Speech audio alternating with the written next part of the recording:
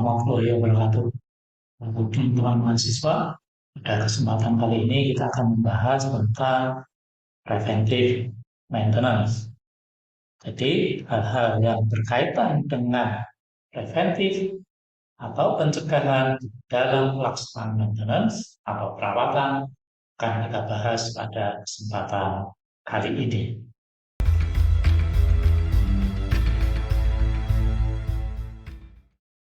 Preventive maintenance disingkat itu menjadi pekerjaan maintenance yang paling banyak.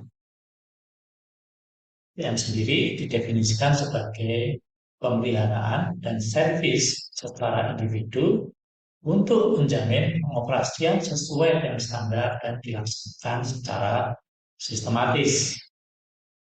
Bagaimana melakukannya?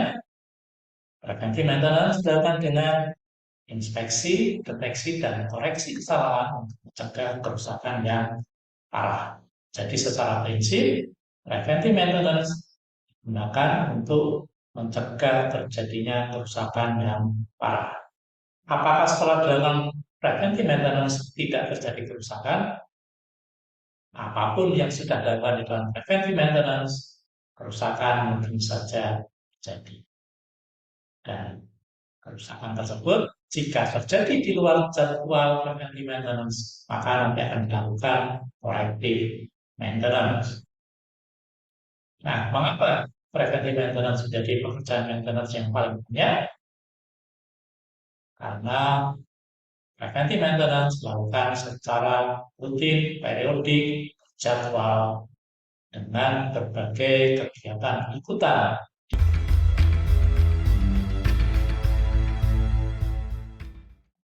Nah, di dalam penggunaan peralatan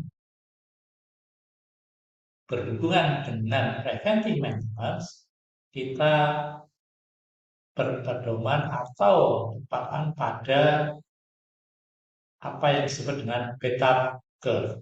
Disebut dengan beta karena bentuknya mirip beta seperti ini.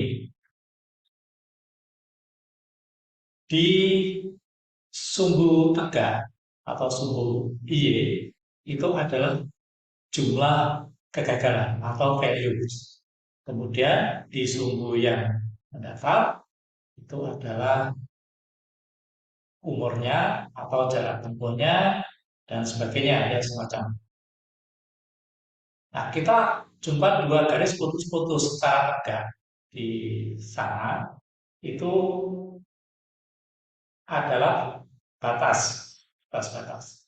Di sebelah kiri dari garis putus yang tegak itu adalah tempat kegagalan terjadi pada saat peralatan atau sistem itu baru mau digunakan oleh pembeli. Sehingga ketika peralatan atau sistem itu baru, maka bisa terjadi kegagalan yang sangat tinggi. Nah, berjalan seiring dengan berjalannya waktu, kesalahan itu atau kegagalan itu semakin menurun. Nah, di sebelah tengah itu adalah life useful use. Artinya masa pakai peralatan di mana peralatan itu paling kecil tingkat kegagalannya. Nah, kemudian yang di sebelah paling kanan itu adalah umur di mana peralatan atau sistem atau mesin itu sudah mulai tua. Sehingga yang terjadi di sebelah kanan itu adalah kalau waktunya sudah tua, itu yang sering terjadi adalah kegagalan karena kehausan dan sebagainya yang berhubungan dengan umur dari peralatan tersebut. Nah, dengan PM yang bagus, maka kegagalan akibat umur atau usia dari peralatan atau sistem itu bisa digeser ke sebelah kanan sehingga umur pakainya lebih panjang.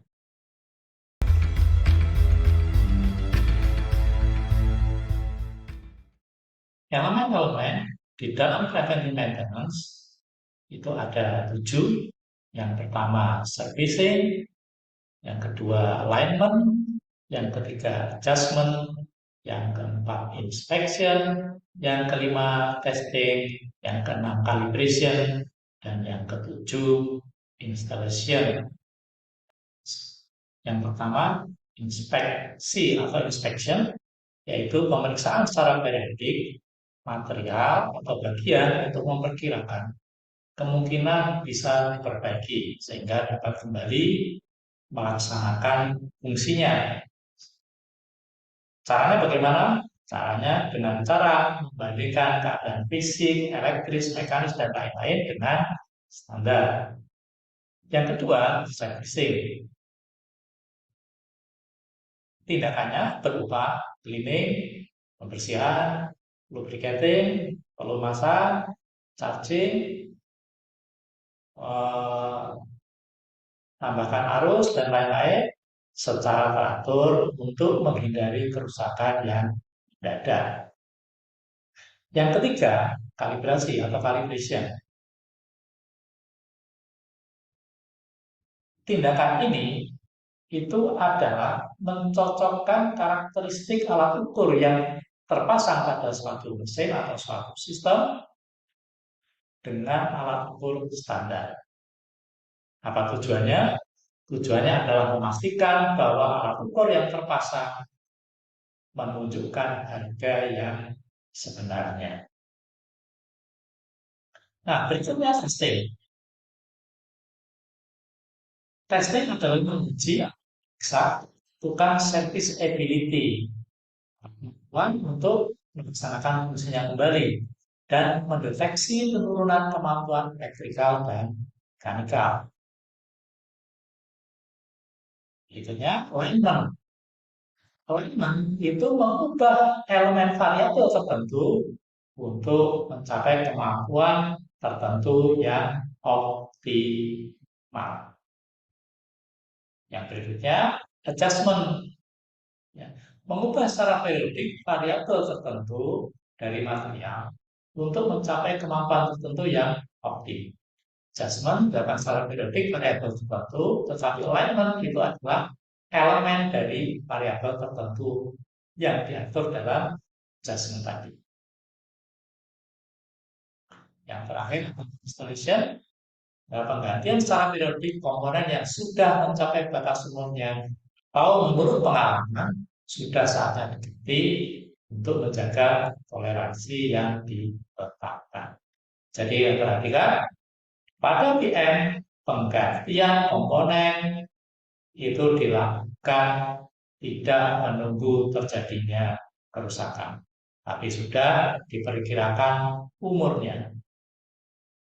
Nah, demikian itu tadi tentang elemen dari preventive maintenance.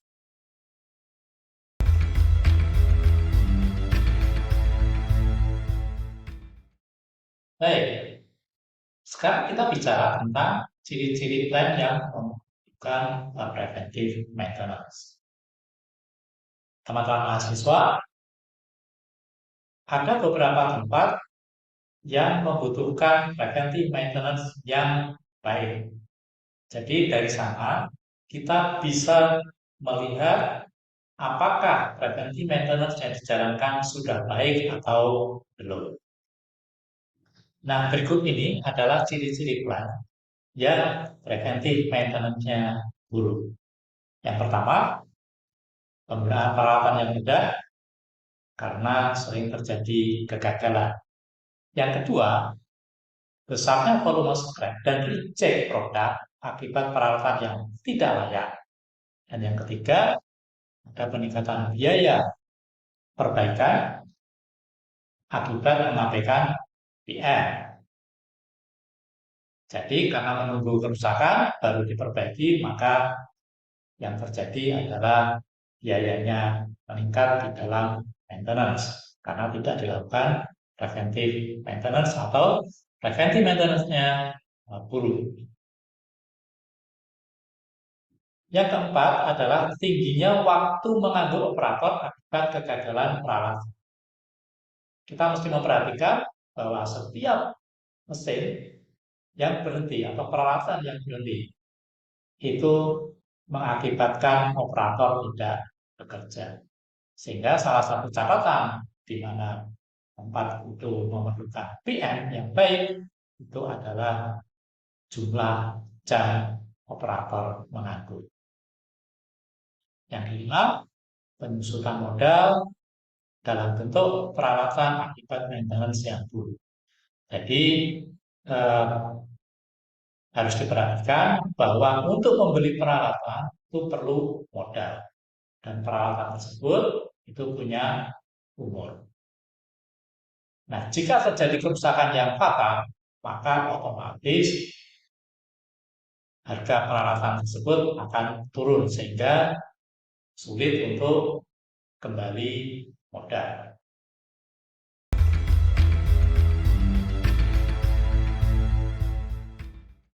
Nah, sekarang setelah kita tahu apa elemen dari PM, kemudian bagian-bagian yang memerlukan PM, sekarang bagaimana cara kita di PM?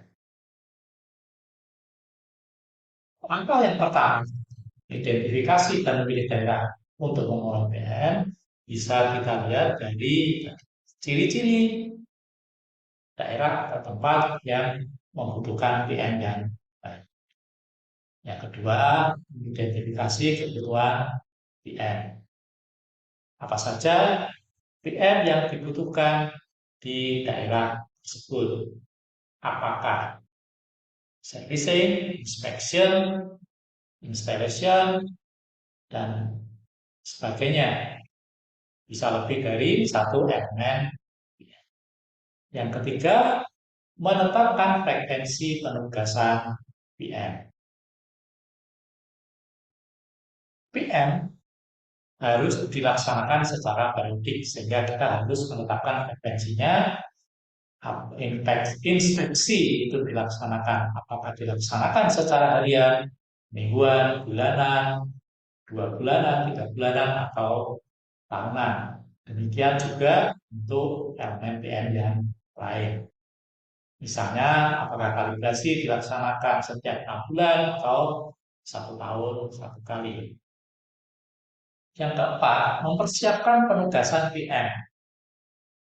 Berarti kita harus mempersiapkan sumber daya manusia, termasuk peralatan-peralatan dan material yang diperlukan dalam pelaksanaan PM nanti. Yang kelima, menjadwalkan penugasan PM secara tahunan. Maksudnya adalah bahwa ketika kita menyusun jadwal PM itu dilaksanakan selama 1 tahun.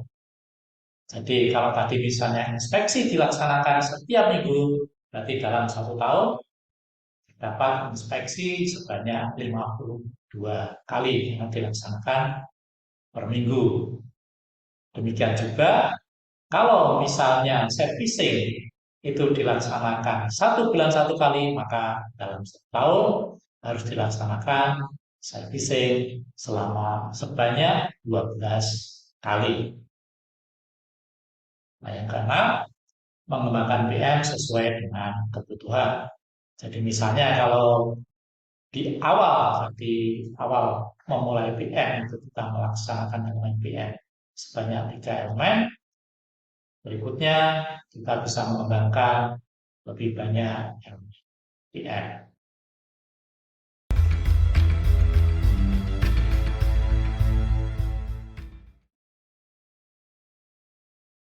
Nah, teman-teman mahasiswa, sebenarnya mengapa sih PM harus dilakukan? Tadi sudah kita tahu bahwa ini digunakan untuk menjaga agar kegagalan yang terjadi sangat rendah pada minimum atau bahkan zero atau nol. Nah, sekarang kita akan melihat apa sih kelebihan dari PM. Yang pertama, M itu meningkatkan availability. Jadi, kemampuan peralatan untuk menjalankan fungsinya sebagaimana standar yang ditetapkan. Yang kedua, menjaga kemampuan peralatan sesuai dengan yang ditetapkan. Jadi, kuantitas produk maupun jumlah produknya itu sesuai dengan yang ditetapkan. Yang ketiga, memberikan beban kerja yang seimbang di dalam produksi. Yang keempat, mengurangi waktu lembur. Jadi jika peralatan itu berjalan sesuai dengan fungsinya dan tidak terdapat kegagalan di luar jadwal, maka waktu lembur untuk produksi, untuk maintenance itu akan berkurang.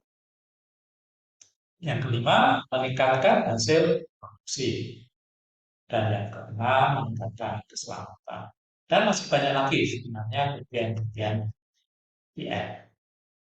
Nah, di samping kelebihan, PM itu juga punya kelemahan. Yang pertama, itu menggunakan banyak suku cadang. Jadi seperti sudah dijelaskan di depan, bahwa PM itu menjaga supaya tidak terjadi kegagalan. Artinya, segala sesuatunya itu harus disiapkan, termasuk suku cadang. Semua sudah terjadwal, kapan diganti, kita harus banyak punya suku cadang. Yang kedua, karena banyak suku cadang dan material yang harus disediakan di dalam PM, maka meningkatkan biaya awal. Dan yang ketiga, bagian maintenance itu akan lebih sering mengakses peralatan atau mesin. Seperti tadi, misalnya inspection bisa 1 minggu sekali. Kalau setiap hari, berarti setiap hari orang maintenance harus mengakses peralatan atau mesin. Dan mungkin saja ini akan membutuhkan SDM yang lebih banyak. Tapi sekali lagi, PM ini dilaksanakan atau dijalankan untuk mencegah terjadinya kerusakan yang fatal, atau bahkan mencegah supaya tidak terjadi kegagalan. Baik, teman-teman mahasiswa, demikian tadi pembahasan kita tentang preventive maintenance. Sampai jumpa lagi di kuliah yang berikutnya. Assalamualaikum warahmatullahi wabarakatuh.